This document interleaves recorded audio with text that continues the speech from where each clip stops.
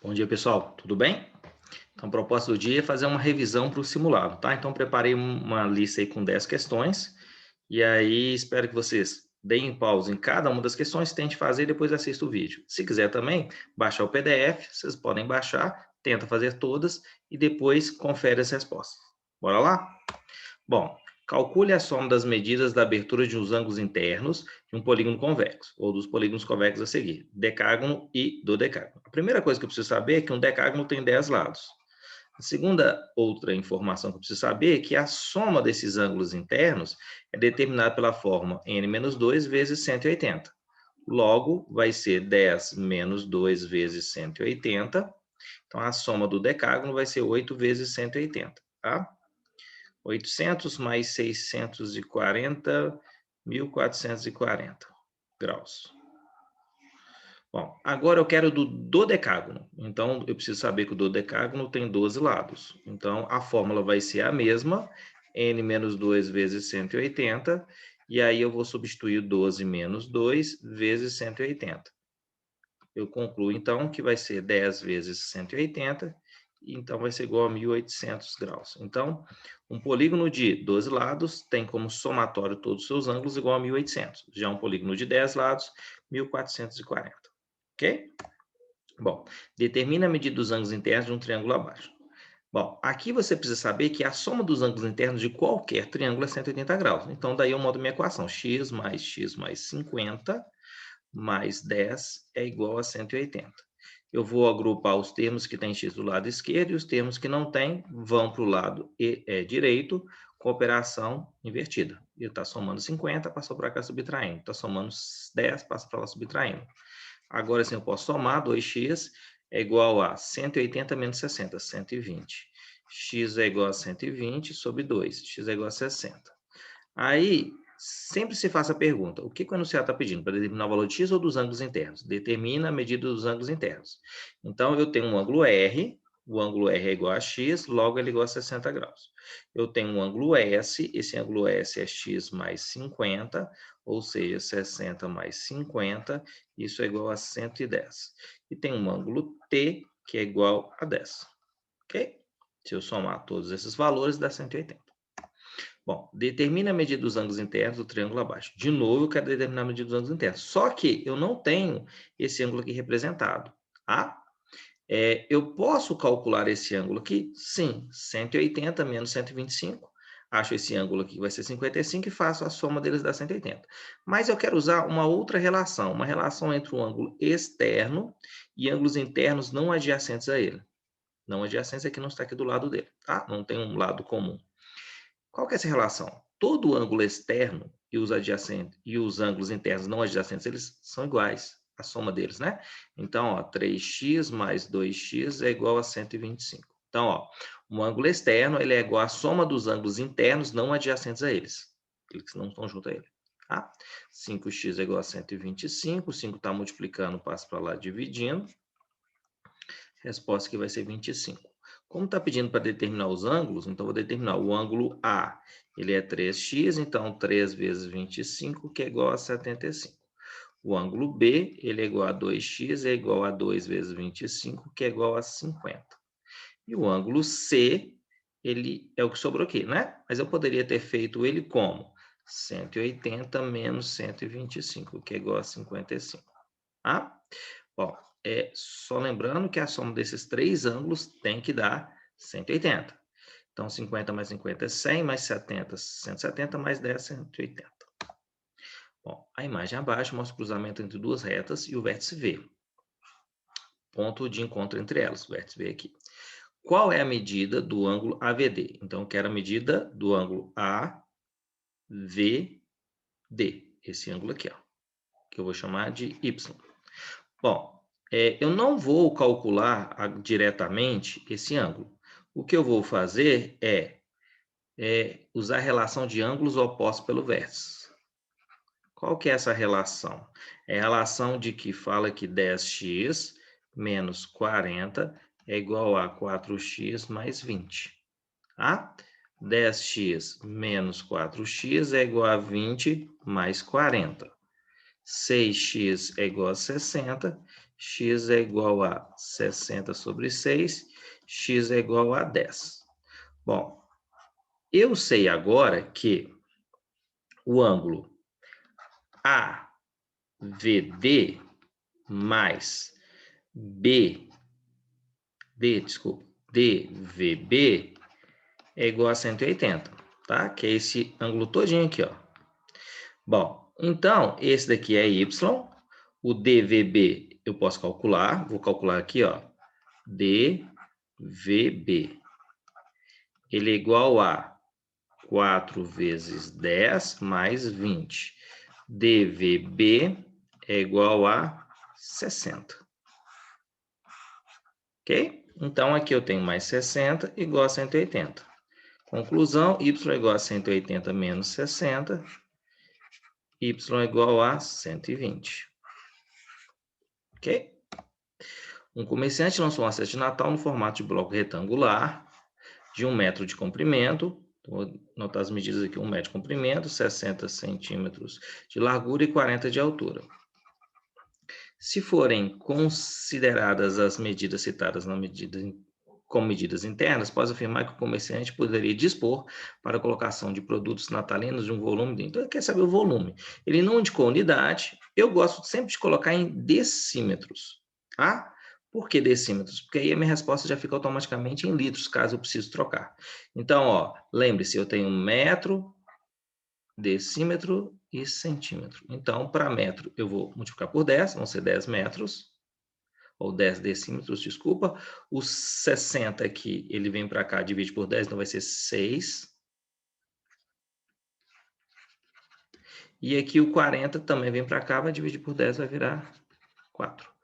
Então, vai ser 240 decímetros cúbicos ou 240 litros. Ok? Deixa eu ver se eu anotei as respostas corretas, né? 60, 6, 4 e 1.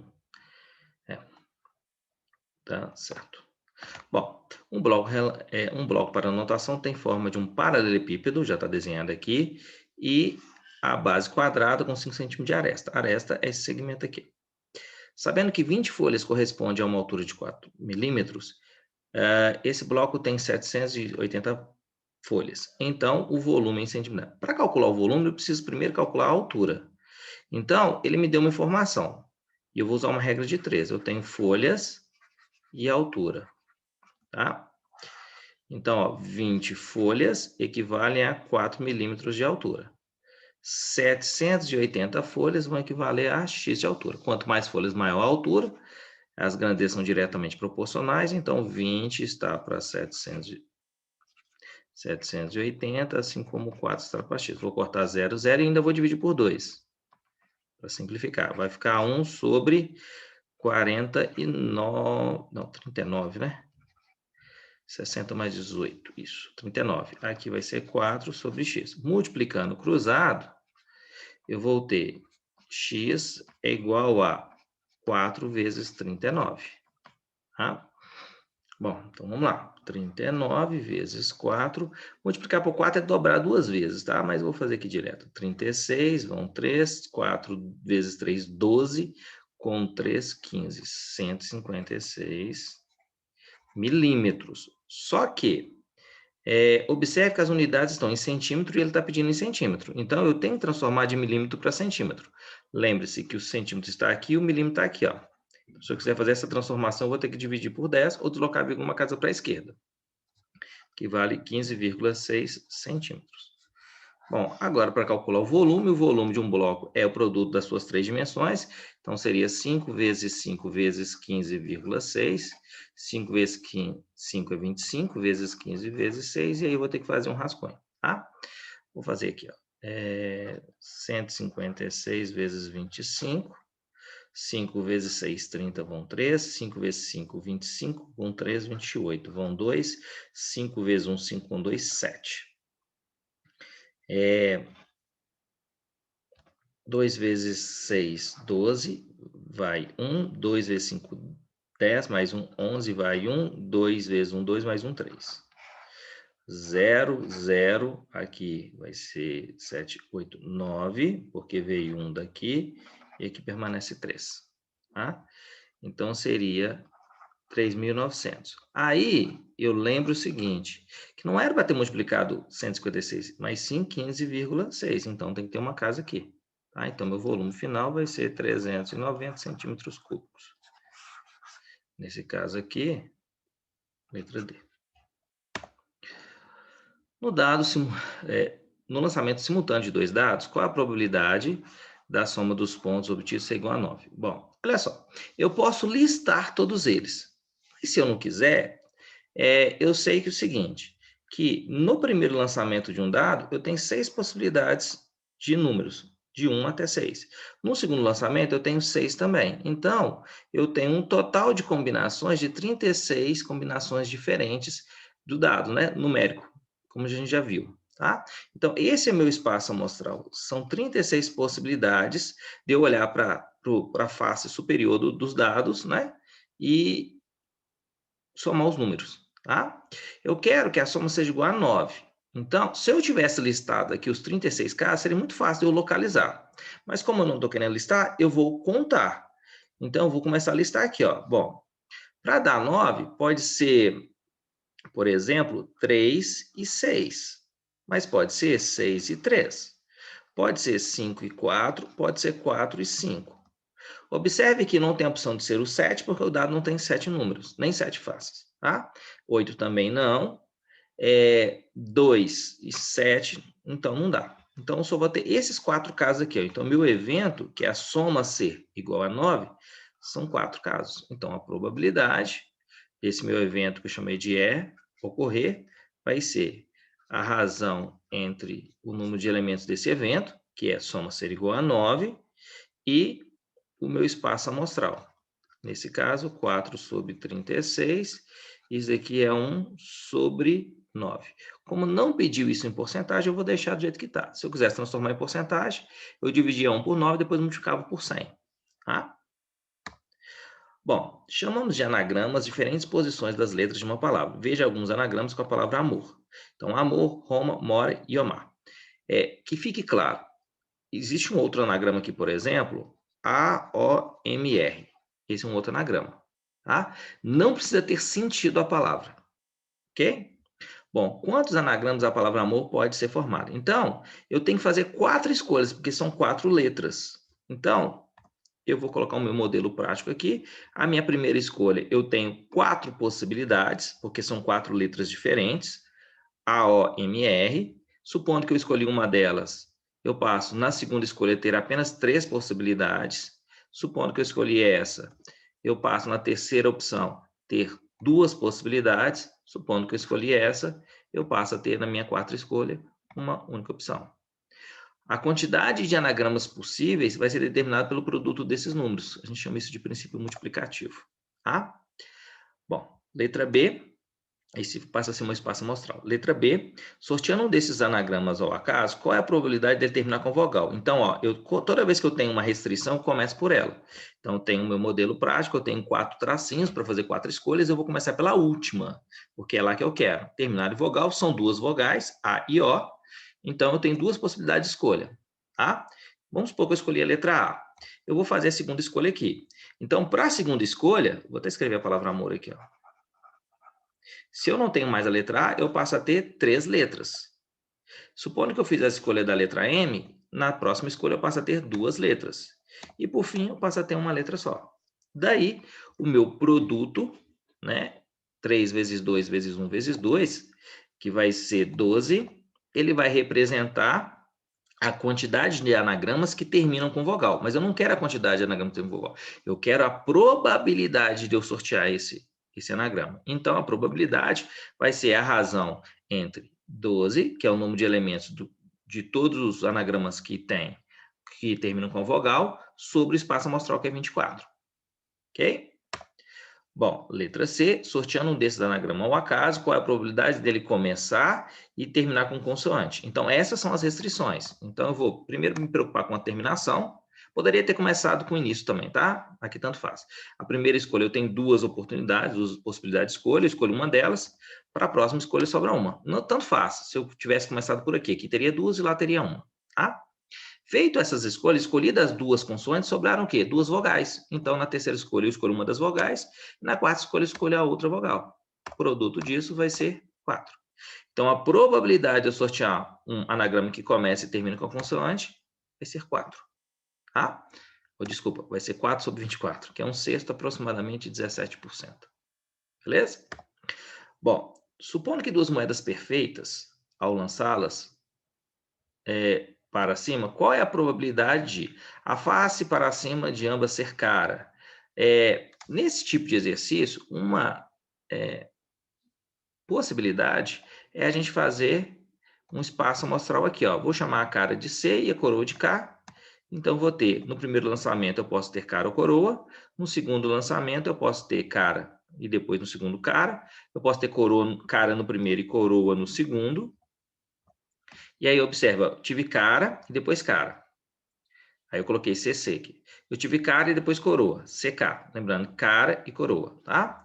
As coisas se invertem. Eu posso ter coroa com cara e posso ter coroa com coroa, tá?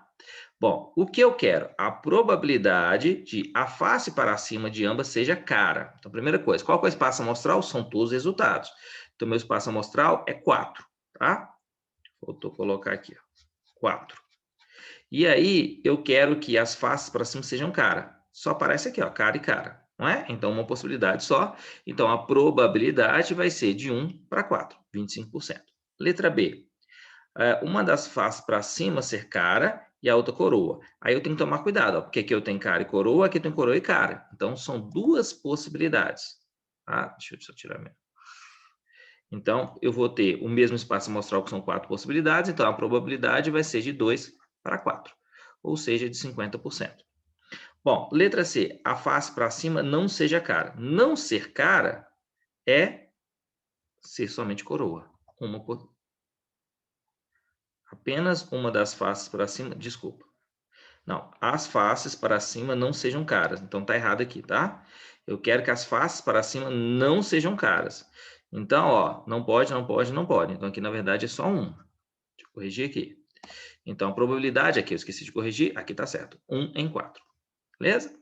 Letra C, apenas uma das faces para cima seja coroa. Então, apenas uma vai ser aqui e aqui, ó. Apenas uma. São 2 em 4, 50%. Tá? Numa indústria metalúrgica, a produção diária de um certo componente de motor é de 16 mil unidades. Foram admitidos 100 operários e a produção diária passou para 20 mil unidades. Qual era o número de operários que trabalhavam na produção da indústria antes da admissão? Então, eu quero saber o número de operários. Eu vou chamar isso de X. Eu vou montar uma regra de 3, tá? Com operários, vou simplificar aqui, e unidades aqui, ó. Então, X operários produzem 16 mil unidades. X mais 100 vão produzir 20 mil. Ah, professor, mas por quê? Porque eu tinha X operários no primeiro momento produzindo 16 mil, mas no segundo momento foram acrescentados mais 100 operários. Tá? Quanto mais operários, mais unidades eu produzo, então diretamente proporcional, eu vou ter X sobre X mais 100 é igual a 16 mil sobre 20 mil. Claro que eu vou cortar 3 zeros aqui, ainda dividir por 4 aqui e aqui. Então, x sobre x mais 100 é igual a 4 sobre 5. Multiplicando cruzado, terei 5 que multiplica x igual a 4 que multiplica x mais 100. Pessoal, precisava de parênteses no primeiro 5 vezes x? Não, tá? 5x é igual a 4x mais 400. O 4x passa para a esquerda com sinal trocado ou com a operação invertida. Eu tenho que x é igual a 400. Ok? Então, ele está querendo saber qual era o número de operários. Eram 400 e depois passou para 500. Ok? Bom, essa foi a lista, é uma revisão, né? Fizemos um pouquinho mais rápido para dar tempo de vocês assistirem, dando pausa e tentando fazer, tá? No mais, tenham um ótimo dia, tenham um excelente simulado, tá? Qualquer dúvida, estou à disposição. Fiquem bem, fiquem com Deus. Tchau, tchau, pessoal.